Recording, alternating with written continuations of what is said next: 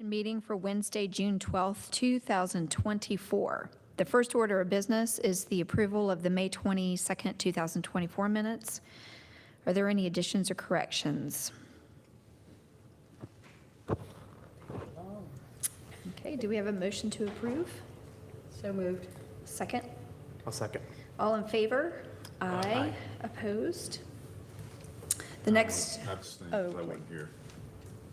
Keep your number straight. that's right. The next order of business is the following new business, where we will consider the petition of Ramp Church International for a conditional use permit in an R3 medium-density residential district to allow the use of the existing church building as a shelter for the unhoused at 2220 Memorial Avenue. Thank you, members of Planning Commission. The subject property is located, as the chair said, at 2220 Memorial Avenue and contains approximately 2 1/1500 acres. The purpose of the petition is to allow the use of the existing church building as a shelter for the unhoused. The proposed shelter would include daytime services, overnight beds and facilities, and on-site staff to supervise its operations. Services and resources would be provided at the shelter to support and assist users during their time there. The property is zoned R3 Medium Density Residential District. Large group homes are permitted by a conditional use permit from City Council. Our zoning ordinance would consider a shelter a large group home. The comprehensive plan recommends a mixed use for the subject property and surrounding area. These areas are intended to be developed as a balanced mix of residential, neighborhood, commercial, civic uses, parks, and open spaces. The impact of the shelter should be minimal since it will be located within the existing church building. There are similar services offered nearby at the Salvation Army.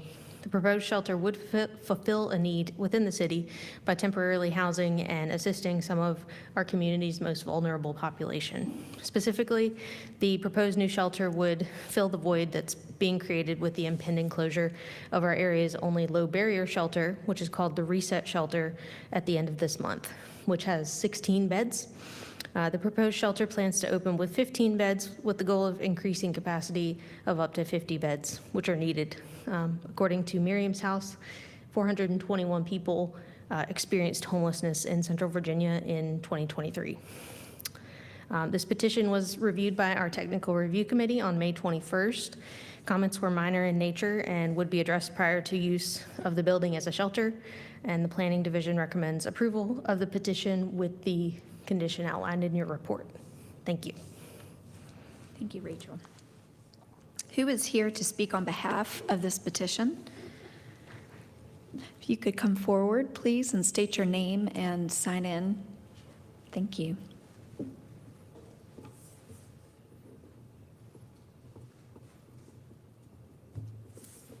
Good afternoon. My name is Claude Gardner. I am the Director of Administration for the Ramp Church International. Thank you for joining. Do you have something you might want to say on behalf of the petition? So, yeah, as she has shared with you, our church moved from that location almost 6 years ago. And it has a rich history, of course, in the city, even prior to us. And since that time, I've been working diligently to try to sell it, maybe get someone to redevelop it and things of that nature, and it had not been successful. And so in a recent meeting several months ago, it was brought to our attention the need that we have in our city for another facility to house the unsheltered population in our city. And our pastor, who could not be here today because he has another mission assignment in Texas, and our leadership just really thought it was an opportunity for us to partner in an even greater way with our city to help meet that need. And so we started having those conversations, and here we are. We've been on this journey, had an opportunity to start connecting very intentionally with Miriam's House and the COC and some other partners here in the area to have those conversations to turn that former church facility into the next low barrier shelter for the city of Lynchburg. Great, thank you. Thank you. So you can go back. We might call you back up for some questions, but thank you very much. Is there anyone else here to speak in favor of the petition?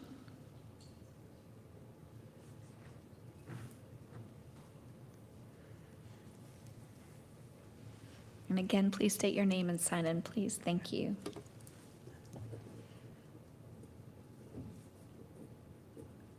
I am Tabitha Robertson. I am the board chair of the Central Virginia Continuum of Care, and we are definitely in support of the Ramp Church's proposal for this low barrier shelter because of the high needs that we have, as what was spoken about, how many people we've had in 2023 with 421 people that were homeless.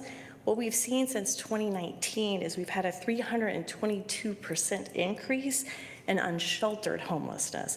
And part of that is because we've had multiple changes when it comes to our shelters. We were very lucky when the Hand Up Lodge closed and we were able to get a new shelter in place, the low barrier shelter, which is the reset that was being spoke about, but they're closing June 30th. And so for us to have a low barrier shelter for these individuals who are homeless would be amazing. And we definitely support the Ramp because I think they've got some good visions. And they've definitely been working with us with what our expectations are as well with the low barrier shelter. Thank you. Thanks.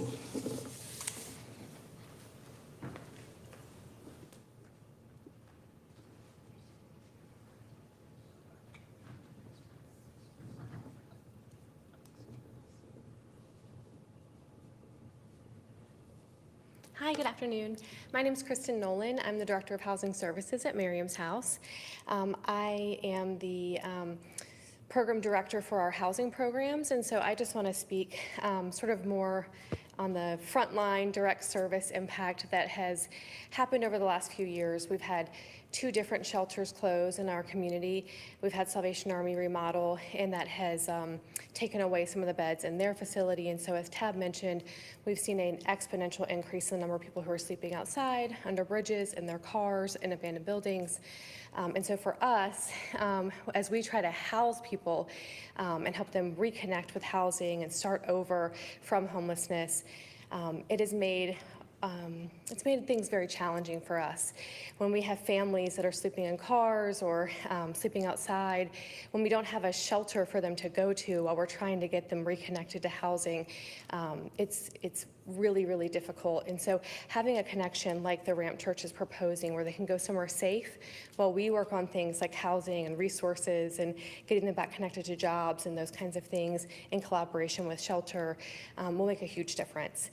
So we're talking about literal safety and many times life or death. Living outside on the street in the elements is truly dangerous. And so we just are in full support. I know our staff that work day in and day out with these families have seen the major impact for people that we work with of not having this capacity. So we just want to voice our support for this proposal. Thank you. Thank you. Is there anybody else here to speak in favor of the petition? Is there anyone here to speak in opposition of the petition? All right, so the public hearing, at this point, the public hearing is closed, and commissioners, we have opened up for questions to staff or the petitioner. Actually, I have a question. I do. You can step up to the mic, that'd be great. I know I mentioned this outside a little bit. Can you explain some of the outreach you've done maybe in the community to maybe the people who live in the area? 'Cause it can be a big thing, bringing a homeless shelter to a neighborhood, and some of the residents may have questions about that. Absolutely. So, of course, with the signs there, we've had a few people to actually reach out directly, and I think I've been the one to take most of those calls. And so I've had some personal conversations with a few folks who just had some general questions, quite natural concerns about exactly what was going to come of the former Ramp Church with this new facility, just some questions about what would it look like with optics outside of the facility, what the intake process may be, especially with trying to understand low barrier. I've also had conversation as well as Bishop Younger with the principal of EC Glass, Dr. Danny Rule. And so we've had those similar conversations, and recently this week have also started to engage electronically with other persons connected to Dr. Rule, like our superintendent and other folks that they've connected us to start having those conversations as well. There seems to be a general optimism about the ability to operate this shelter there in collaboration and making sure that there is no compromise to especially the safety and the learning environment for EC class, which I know is a huge question that may be on some of our minds as well. Yeah, I think related to that would be maybe some of the reasons those questions have come up is the proximity to the school, and also some of the, I'm no expert on these things, but the homeless population can have some drug issues, psychiatric issues, maybe some other things in there too, that there's some experience being incorporated into this to deal with filtering that out or maybe dealing with that when it's there. Of course, we do missions all over the world. This is definitely a unique mission opportunity for us, and so partnership has been great. And what we're learning is that the coordinated services here in our city are very strong and they're amazing. So we as a Ramp Church gratefully don't have to try to do it all. There are experts who are already existing who are coming alongside to say, hey, we will help with some of those things. More specifically, in speaking with the current director at Reset, there are some policies that they've been utilizing for the last several years that seem to work very well. One of those is that there is no weapons allowed, no drugs allowed, that people must still abide by the law and agree to live peaceably with those who are there. And in my conversations with her, I think for the last 3 years, she said she may have had to evict maybe no more than 2 people in 3 years who did not abide by that. And so we're still going to hold true to a lot of those policies as well. So low barrier doesn't mean low standard. Yes, sir. Can you explain what low barrier does mean? Sure, and maybe I can call one of my friends to help me a little bit more. In dealing with this population, there are some programs that existed for a long time that provide certain levels of what we may call a barrier, like certain documentation. For example, a family could show up at a shelter and maybe not have everyone's identification of the children's birth certificates, and sometimes they will not be serviced because of that. A person may show up and not be sober, and they may be turned away as well. And so although we will not turn you away because you are not sober, we will not, of course, tolerate you not operating in sobriety while you're there. So those are just some barriers. And I don't know, friends, if you may want to speak a little bit more to that. I can help a little bit, but I don't want to speak for RAMP, but I'll just say in general, best practice for shelter operations is to be low or no barrier, which means you don't require identifications to get in because most people who live outside don't keep up with their identifications. You don't drug screen, you don't alcohol screen, you let people in, and then you set behavioral standards for everyone, whether they have a substance use disorder or they don't, whether they have a mental illness or they don't. So everyone's expected to be safe, to be kind, to not hurt each other. Like that's for anyone who lives in the shelter, right? Because if you don't let someone in who might not be sober, they're still homeless. They'll just be on the street and they might still be causing a problem outside. But if you bring them inside, you engage them with well-trained staff, you engage them with co-located services like maybe Horizon, then you start to make some progress, right? And you start to make progress towards things like housing or recovery or other types of progress that you might want them to make. So no barrier shelter really means let everyone in, right, who needs your services, and then work with them on kind of meeting those standards that you set for the whole population. So. Okay, yeah, sure. Yeah, okay. I have one more question. Yeah. Are you going to have programs such as you mentioned that you have at Miriam's house? You're at Miriam's house, Yes, right? yeah. And are you going to have programs to help them find jobs or work or home? Absolutely, we are. So one of the phases that I think we may have communicated in our letter, at that final phase, we're looking at creating like a hub there on site so that other services that are already being offered have an opportunity to come there to meet with the people so that they maybe aren't missing appointments and missing opportunities. So we will incorporate some of those programs that are already existing in the city. Yes. So just to clarify on that, and maybe to take the low barrier discussion one more step. So am I to understand that the staffing that takes place is going to be a blend of services, or is that something that RAMP is going to take on as part of their mission? So the ramp will be working to staff this. It will be heavily operated with volunteers as well. In our conversation with Miriam House, we are definitely working with them to help us in identifying qualified persons to hire for the staffing that's essential for the shelter as well. But there will be, for lack of a better phrase, professionals there who will then direct the, whatever volunteer staff, much Absolutely. like other situations. Gateway comes to mind. Yes, sir. Absolutely. We will have professional staff there. And then, we're requesting for this facility up to 50 beds, right? Doesn't mean that we will necessarily operate with the full 50 beds there in the facility. So as we move along to see what's manageable with the professional staff ratio, with what we have there, we'll determine, what we can house at any moment. Are there any things that need to happen within the space to make it more fit for this kind of use? I mean, Absolutely. I don't know. Absolutely. So it was our desire with the closing of Reset on June 30th we ambitiously wanted to just help jump right in and start in July 1. And what we're realizing now is that is not the case. In dealing with our architect, because we will need to do some renovations to allow for some shower spaces. One of the greatest opportunities we have right now is a sprinkler system, because people are not just coming in for church for a few hours, as the use has been for many years, but they'll be staying overnight. And so we are engaging in that conversation for a sprinkler system. We've had some partnerships with Liberty University, Waymaker Church, and some other. As a matter of fact, Waymaker is just leaving today from doing some cleaning and some painting, and we're seeing that happen over the last couple of weeks with other folks in the community coming by to say, hey, we want to put our hands on this to help with that as well. But yes, there are some renovations that need to happen. Rachel, just on the one point what we're talking about, it makes sense. Does this CUP cover the 15 beds all the way up to the 50? So we're essentially deciding on the 50-bed capacity today. Up to, yes. Yes. Yeah. Okay. So we typically don't ask developers to come to us with petitions about the financial side of things. So this is less of a planning commissioner question and a citizen question.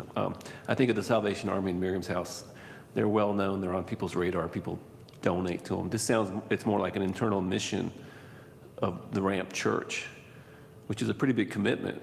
And I'm just wondering if you see yourselves being able to do outreach with fundraising and, getting the city involved like they are with Miriam's house and Salvation Army and other places. That's a great question. And we are not entering in it naive that it is not a huge undertaking. We're very full of faith, and we're hard workers. And so we have, over the years, have been able to do things in different areas.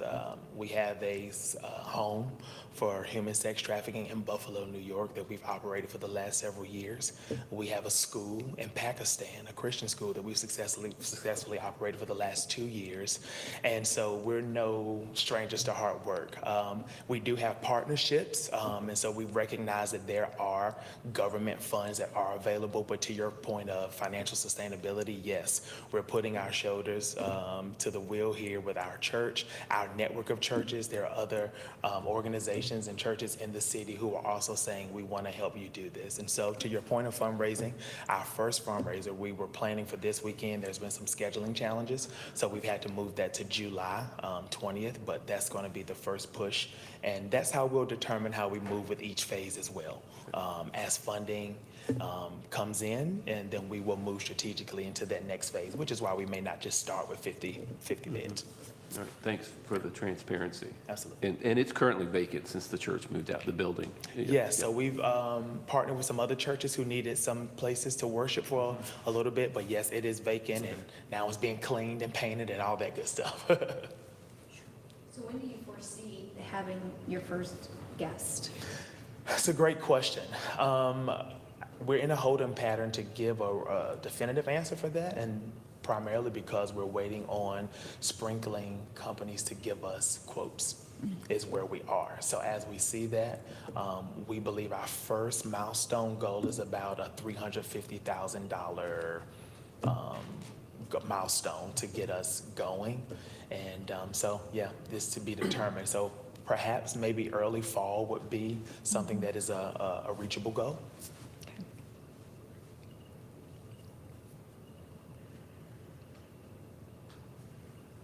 I mean, I think we're asking a lot of questions. Sure. Part of our role is to dig deep. And Absolutely. so council doesn't have to as much, but I think the homework has been done. I'm a big fan of this. I think this type of service is important. I don't see any downsides, especially the fact that it's an empty building, and buried in this petition is the couple sentences discussing the potential for another warming and cooling center, and I think that's an important role as well. And might even open up this Friday if it was available, given the forecast. Right. So, And I think the other piece of that is, I'm fascinated with this hub idea, because you do have significant space, both in building and in acreage, honestly. And going forward, to have that kind of resource in the network of resources, if you will, I think is an important part. So that I just tag along and agree with everything David had to say. I'd like to see the partnerships. I appreciate that Miriam's House represented themselves here in your support. I think that when I was thinking about this, and I was thinking about things like there's houses are all around it. There's a school across the street, and the fact that you've talked to the school and there's nobody here to have anything negative to say, I think that's a great thing, and is a good indicator this would be a good fit, for this piece of land. You mentioned you have a brochure, also might give some specifics. Yes. That maybe we could get emailed through Rachel or someone later. We'll do that. In my conversation with Dr. Danny Rule, the principal of EC Glass, and our dialogue, and he's just sharing some of his questions, he said, I think it may be a great idea to produce a brochure so that I can pass it around when you're talking to folks in the community. And I rushed to pick it up from the printer, and as I'm driving, I realized they printed the wrong proof. So I don't want to give you that one, but yes, I will make sure that Rachel receives a digital copy. Yeah. Great. Well, the Ramp Church has had such a presence here in Lynchburg in the area, and when I read this, I was very, very excited. So needed, and just commend you and your church for the vision and your commitment. And I think it's wonderful use of that building and the grounds. Thank you for saying that. I'd like to make a motion that we approve this CUP. I'd like to make As it's that- written. I'd like to second that. Okay, all in favor? Aye. Opposed? Aye. Okay, thank you so much. Thank you so much. Great, thank you. Good luck. All right, is there any other business? Just as a reminder, your next regular meeting will either be on the 26th of this month or on July 10th. We're trying to decide which one that petition will be going to. And then on July 11th, I apologize for potential back-to-back days there, but that will be your next comp plan work session. All right. Okay, any, all Motion we adjourn. right, second? All in favor? Aye. Opposed? Meeting is adjourned.